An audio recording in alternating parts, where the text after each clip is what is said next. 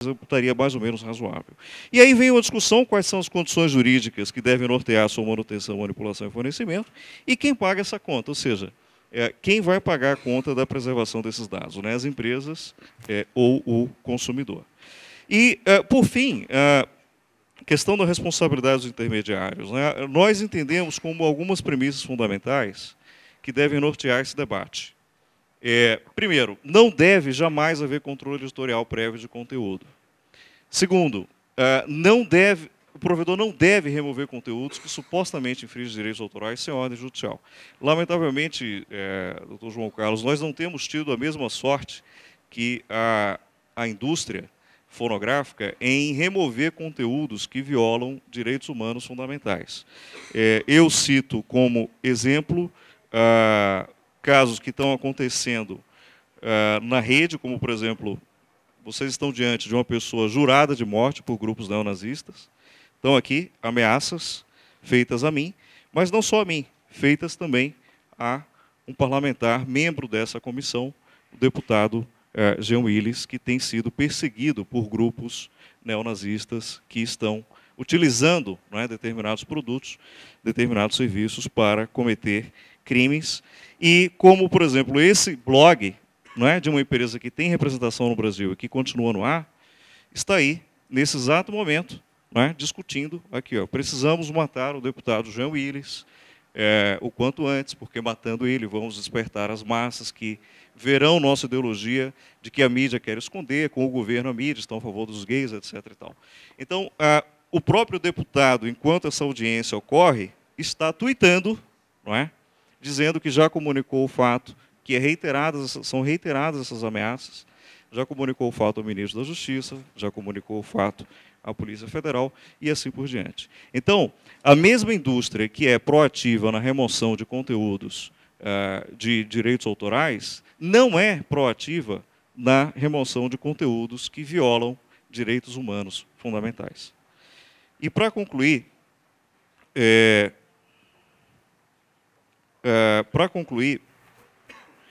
eu faria uma última sugestão de que o Marco Civil inclua no seu texto a necessidade de afirmar a jurisdição e a legislação brasileira como a única aplicável para dirimir conflitos que envolvam brasileiros cometendo crimes no Brasil contra cidadãos brasileiros. Isso em razão do fato das empresas internacionais reiteradamente se recusarem a cumprir ordens judiciais para a remoção de conteúdo, principalmente no que se refere a crimes de ódio.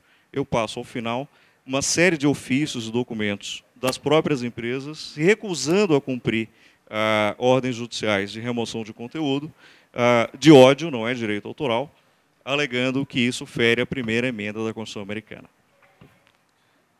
Então, a minha sugestão é que seja incluído algo nesse sentido. O fornecimento de serviços de que trata essa lei fica sujeito à legislação e à jurisdição brasileiras, ainda que o fornecedor esteja sediado fora do território nacional, quando a comunicação tiver origem no país e o fornecedor possuir filial, sucursal, agência subsidiária ou mandatário em território nacional.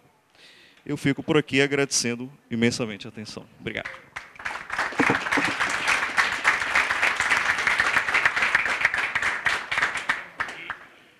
Obrigada, Tiago, pelas contribuições bastante concretas ao texto e às opiniões. Só senti falta do sotaque baiano, mas eu não senti ali. Mas... Vou passar agora imediatamente ao Ronaldo Lemos, é o último inscrito último palestrante desta mesa. Por 10 minutos, Ronaldo, para que a gente possa ter uma dinâmica aqui de perguntas. Vamos lá, deputada. Muito obrigado. Bom, eu queria começar agradecendo a presença de todos aqui à nossa casa, na pessoa do deputado Alessandro Molon, deputada Jandira Fegali, todos os integrantes aqui da mesa.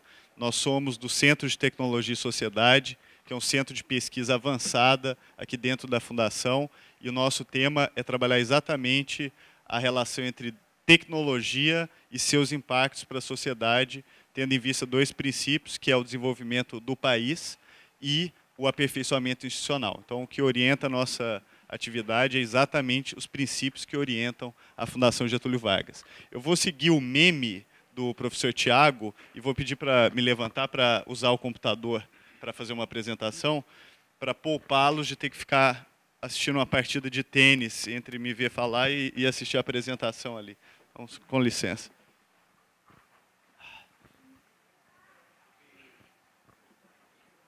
Como é que é? Ele reiniciou. A minha apresentação não está pronta.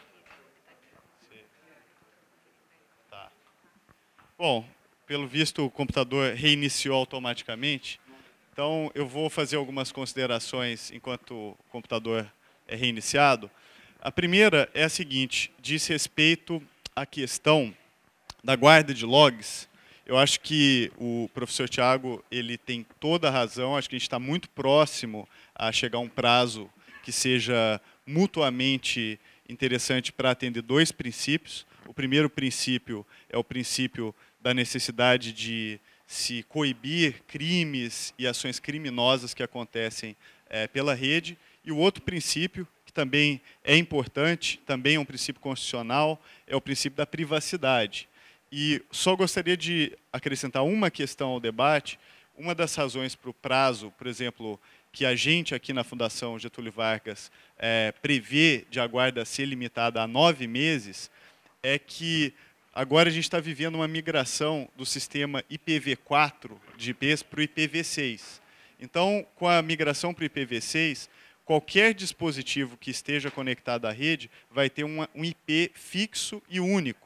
Então, o seu celular vai ter um IP fixo e único para a vida toda, o seu computador para a vida toda, a sua geladeira vai ter um IP fixo, porque a gente está indo para a ideia de internet das coisas, em que os dispositivos se conectam à internet por eles mesmos.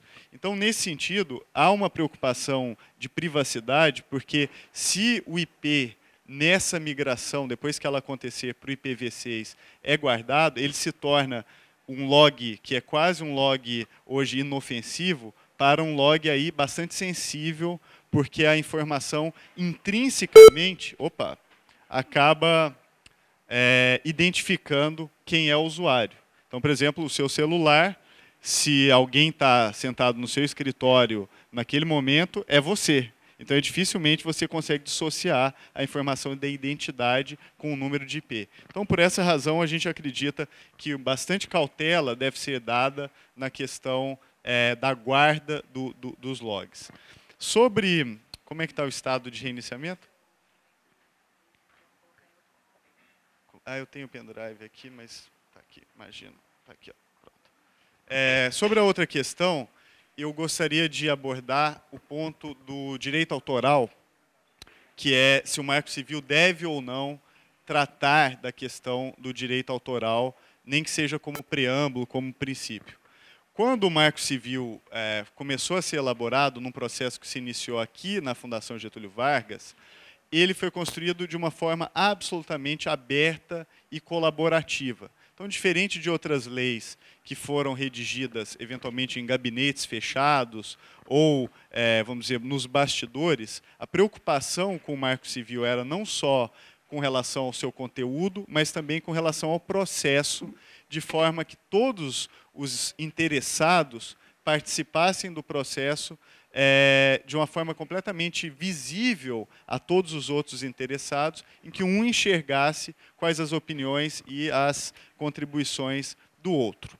E uma decisão, naquele momento, que foi tomada pelo Ministério da Justiça, foi de que o debate de direitos autorais já tinha o seu próprio foro, que era a reforma de lei da legislação dos direitos autorais, que já acontecia há alguns anos, naquele momento, no âmbito do Ministério da Cultura. E, por essa razão, não caberia ao Marco Civil da Internet trazer, ou, vamos dizer, reforçar, de uma forma ou de outra, aquele debate que acontecia no âmbito do Ministério da Cultura e que continua a acontecer, estando hoje o projeto na Casa Civil. Então, esse debate continua, será apreciado pelo Congresso Nacional, acredito que, eventualmente, até membros dessa comissão terão uma participação ativa no debate sobre a questão do direito autoral, e lá, sim, acredito que é o foro adequado para tratar, inclusive, desse outro princípio que já encontra-se, inclusive, previsto na Constituição Federal. A Constituição já diz que a proteção do direito autoral é um direito constitucional no âmbito do nosso país. E outra razão para não se tratar diretamente é que o debate do direito autoral é um debate que deve considerar princípios bastante amplos, de forma que, se for entrar no Marco Civil, como foi bastante claro a discussão aqui nesta mesa, você acaba tendo que incluir outras considerações. Então, por exemplo, teria que se achar uma formulação que dissesse algo como: deverá proteger os direitos autorais e ponderando também questões do acesso ao conhecimento, ou da promoção da cultura nacional, ou da questão da justa remuneração dos artistas, e assim por diante. Então, abre-se ali uma seara de discussões que está muito mais adequada a ser travada no âmbito do processo da reforma da Lei de Direitos Autorais, que está no Ministério da Cultura, e corremos o risco aqui de inviabilizar, por conta de um preâmbulo que seja o Marco Civil, toda a questão e todas as conquistas, vamos dizer assim, que já foram tratadas a respeito do projeto de lei. Não sei se a apresentação está aí. Ótima, porque eu já falei quase tudo que eu tinha para falar, então eu só preciso ir até o final da apresentação e tratar da questão do artigo 20. Então, em 5 segundos, vocês vão ver a minha apresentação, que eu já falei praticamente tudo. Esses são os temas que o Marco Civil trata. Esse é o processo colaborativo. E, para finalizar, queria tratar da questão do artigo 20. O que é o artigo 20? É o artigo que trata da responsabilidade dos provedores e dos intermediários com relação a conteúdos postados por terceiros. Então, como é que funciona hoje no Brasil? Não funciona. Como a gente não tem lei, o que acontece é que um determinado juiz acha que o blog ou o provedor é responsável por conteúdos de terceiros, outro juiz, eventualmente até na sala ao lado, acha que o blog ou o provedor não é responsável por conteúdos prestados por terceiros. Então, qual que foi a proposta que nós fizemos junto com o Ministério da Justiça lá no início do debate sobre o Marco Civil, sobre responsabilidade de provedores intermediários? A proposta era uma proposta baseada na experiência dos Estados Unidos, já de 1998, mitigada com o que se aprendeu de 1998 até hoje, que era basicamente o seguinte: o provedor de serviço não é responsável pelo conteúdo, desde que, ao receber uma notificação do interessado, ele retire o conteúdo do ar. Então, essa é a proposta, por exemplo, que existe no DMCA, que é a lei norte-americana aprovada em 1998, só que nós mitigamos essa possibilidade de notificação criando um sistema de contranotificações, dizendo o seguinte, que o provedor, ao receber a notificação, deveria dar ciência ao dono daquele conteúdo, se identificável, dando a ele a oportunidade de contranotificar e dizendo: não, eu assumo a responsabilidade por esse conteúdo e, com isso, isso me torna com que o conteúdo permaneça no ar. Essa foi a proposta que foi feita lá no começo do Marco Civil. E, a partir dessa proposta, foi uma proposta muito polêmica, uma proposta que gerou um debate enorme, extraordinário, e diversas associações da sociedade civil participaram desse debate.